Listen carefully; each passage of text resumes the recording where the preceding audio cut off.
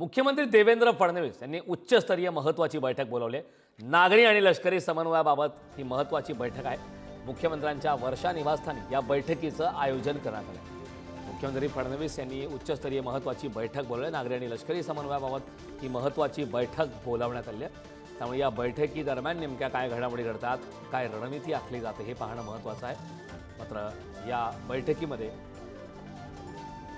या संदर्भात ताजे अपडेट देण्यासाठी आपले प्रतिनिधी सुशांत सावंत आपल्यासोबत जोडले। सुशांत, मुख्यमंत्री देवेंद्र फडणवीस यांनी उच्चस्तरीय बैठक बोलावली, वर्षा बंगल्यावरती ही बैठक होणार आहे। या बैठकीबाबतची काय सविस्तर माहिती?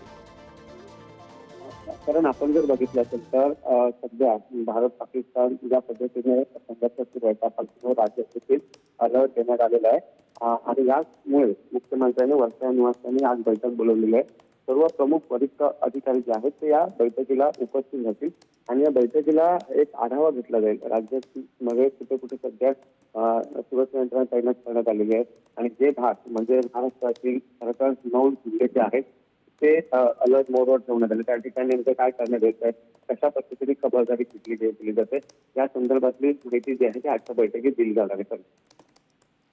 अगदी सुशांत, या बैठकीकडे लक्ष ठेवून राहा। वेळोवेळी या संदर्भातले ताजे अपडेट घेत राहू। तुर्तास खूप खूप धन्यवाद।